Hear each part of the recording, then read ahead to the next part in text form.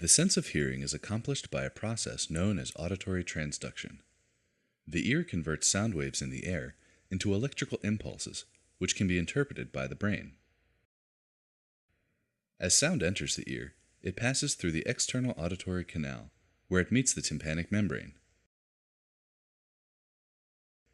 The tympanic membrane then vibrates in response to the sound.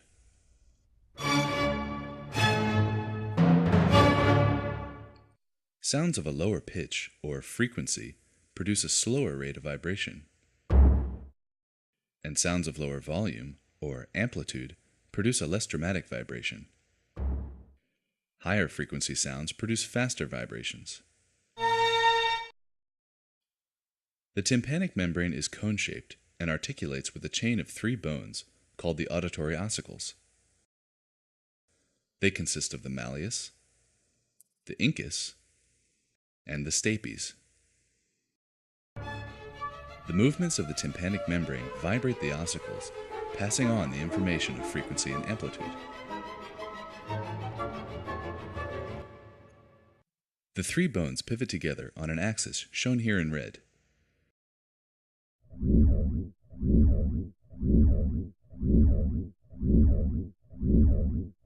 The pivotal axis is due to a series of ligaments which hold the bones in place within the middle ear cavity. The anterior malleal ligament and the posterior incutal ligament are of particular importance for the pivotal axis. 2 structures which normally obscure this view of the middle ear have been removed. They are the chordae tympani nerve and the tendon of the tensor tympani muscle. Through the ossicles, the vibrations of the tympanic membrane are transferred to the footplate of the stapes.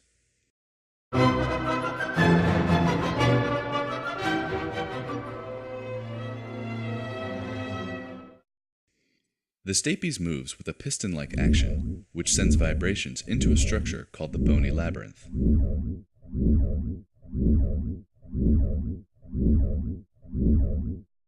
The labyrinth is filled with a fluid called perilymph. If it were a completely closed and inflexible system, the movement of the stapes would be unable to displace the perilymph, and therefore unable to send vibrations into the bony structure. Due to the flexibility of a membrane called the round window, the stapes movement can displace the perilymph, allowing vibrations to enter the labyrinth.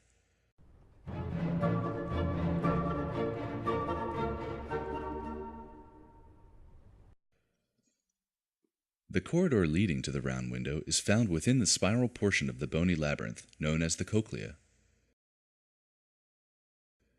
Vibrations produced by the stapes are drawn into the spiral system and return to meet the round window.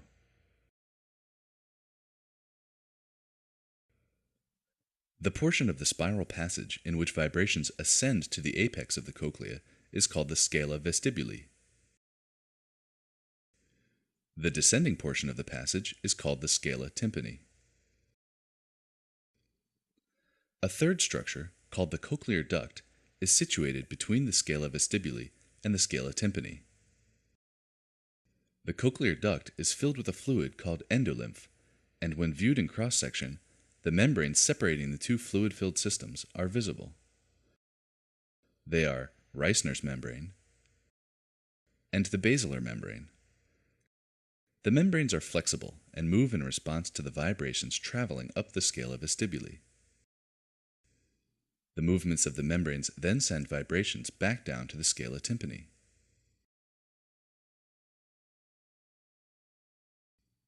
A specialized structure called the organ of Corti is situated on the basilar membrane. As the basilar membrane vibrates, the organ of Corti is stimulated, which sends nerve impulses to the brain via the cochlear nerve. The actual nerve impulses are generated by specialized cells within the organ of Corti called hair cells. The hair cells are closely covered by a structure called the tectorial membrane. As the basilar membrane vibrates, the tiny clusters of hairs are bent against the tectorial membrane, triggering the hair cells to fire.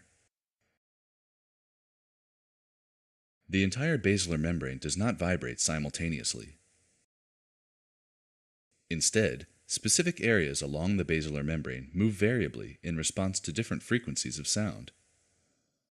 Lower frequencies vibrate the basilar membrane closer to the apex of the cochlea, whereas higher frequencies produce vibrations closer to the base. This arrangement is known as tonotopic organization.